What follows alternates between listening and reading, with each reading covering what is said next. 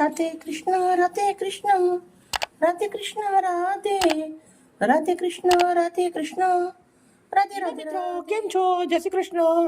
આજે આપણે બનાવવાનું છે સરસ મજાનું ટીંડોળાનું શાક દહીંવાળું. એકદમ નવી રેસીપી લાવી છું, બહુ જ સરસ. તમને થોડી ભૂખ હોય તો આ શાક ખાશો, તમને ઘણી ભૂખ લાગી જશે. એક રોટલીની જગ્યાએ 3 થી 4 રોટલી ખાઈ લેશો તો ઘરના મસાલાથી બની જશે. દહીંનો ઉપયોગ કરવાનો છે, કયા મસાલા નાખવાના છે પૂરો વિડીયો શેર કરવાની છું. 300 ગ્રામ ટીંડોળા લઈ લીધા છે. ટીંડોળાને કેવી રીતે કટ કરવા છે એ હું તમને બતાવી દઈશ. પહેલાં ટીંડોળાને આપણે આવી રીતના બંને બાજુથી થોડું થોડું કટ કરી દેવાનું છે.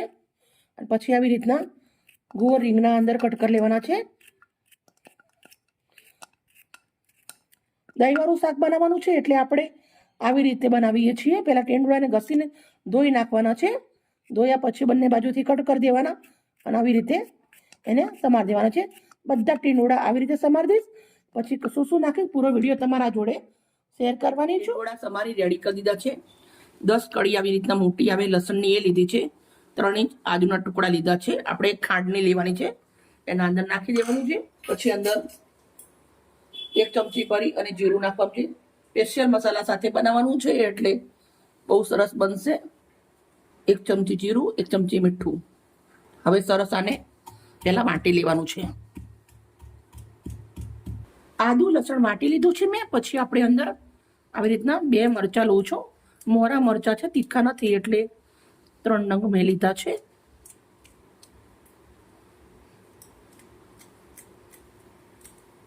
એને પણ સરસ જોડે વાટી દેવાના છે. સરસ વાટી અને રેડી કરી દીધું છે. લીલા ધાણા લીધા છે મેં, એને સાઈડમાંથી આવી રીતના લઈ લેવાના છે અને દંડી સુધી આપણે યુઝ કરવાનું છે. તો આપણે દંડી સુધી આવી રીતના ઝીણા ઝીણા એને કટ કરી લેશું. ટીંડોળાના શાક બધા બનાવતા જ હોય છે, પણ એકવાર મારી રીતે બનાવજો, તમને બહુ જ સરસ લાગશે અને નાના મોટા બધા મસ્ત લાગશે. બાજરીના રોટલા જોડે, ભાખરી જોડે, બધા જ જોડે સરસ લાગશે. રેડી. લોટાના અંદર મેં દહીં જમાવેલું છે, તો 1 ગ્લાસ એટલું દૂધ હતું એ જમાવી દીધું. 1 ચમચી હળદર નાખું છું, 1 ચમચી મીઠું નાખું છું. મીઠું પેસ્ટમાં પણ નાખ્યું છે એટલે ધ્યાન રાખવું છે. 2 ચમચી આપણે કશ્મીરી મરચું નાખવાનું છે.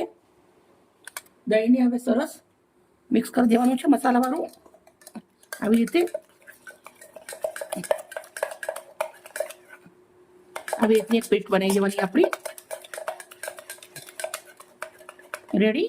એક હાંડી લીધી છે, હાંડીના અંદર બનાવવાનું છે તો સરસોનું તેલમાં બનાવવાનું છે. શરદી જુકામ મટી જાય ને ટેસ્ટમાં બહુ મસ્ત લાગે વરસાદની મોસમમાં.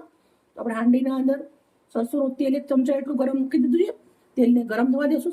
સરસોના તેલમાં જ્યારે શાક બનાવો ત્યારે ખાસ વસ્તુ યાદ રાખવી છે કે સરસોના તેલના અંદર ધુવાડા નીકળી જાય પછી જ અંદર જે મસાલો કરવો આપણે કરવાનો. કેમ કે પહેલાં નાખશો તો કાચું રહેશે તો શાકના અંદર મજા નહીં આવે. મસ્ત તેલ ગરમ થઈ ગયું છે. રાઈના દાણા નાખું છું થોડા.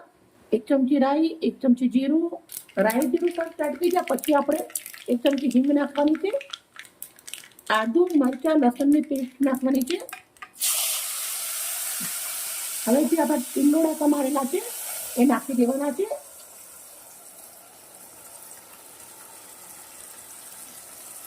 ટીંડોળા નાખ્યા પછી સરસ મિક્સ કરી દેવાના છે.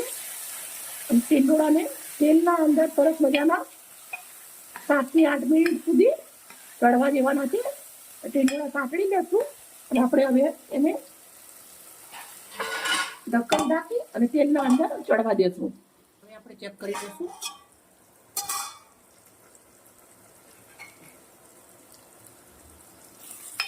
ટીંડોળા સરસ મજાના ચડી ગયા છે. મસ્ત ટીંડોળા ચડ્યા પછી આપણે જે પેસ્ટ બનાવેલી છે એ નાખી દેવાની છે.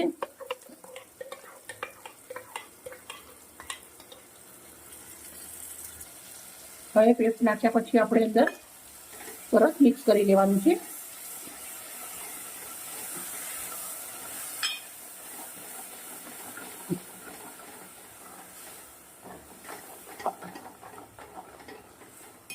હવે આપણે લીલા ધાણા નાખી દેવાના છે.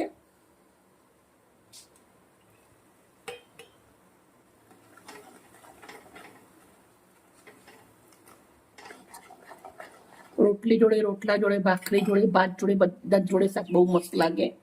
હવે આપણે 2 થી 3 મિનિટ સુધી આને પાકવા દેવાનું છે.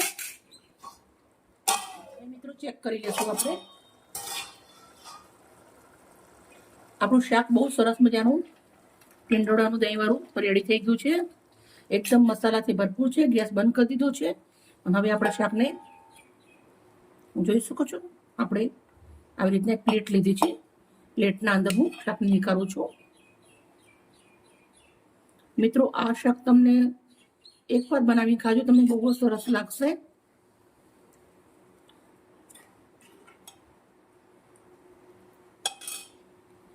હોટેલ આ રેસ્ટોરન્ટમાં નહીં મળે. આ બધું આપણે જ બનાવવું પડે ઘરે. અને બહુ સરસ બન્યું છે. બહુ સરસ મજાનું શાક રેડી થઈ ગયું છે. થોડા એવા દાણાના પાંદડા નાખી દઉં છું. મિત્રો અમારી વિડીયો સારી લાગી હોય તો પ્લીઝ એક લાઈક કરજો. મિત્રો વિડીયો થોડી મોટી થઈ જશે પણ સ્ટેપ બાય સ્ટેપ તમને જે કરું છું તમે આસાનીથી તમે બનાવી શકો એના માટે થોડો વિડીયો મારો મોટો થઈ જાય છે. Okay bye bye. કાલે મળી નવી રેસીપી સાથે. રાધે કૃષ્ણ, રાધે કૃષ્ણ, રાધે કૃષ્ણ, રાધે રાધે કૃષ્ણ, રાધે કૃષ્ણ, રાધે રાધે રાધે.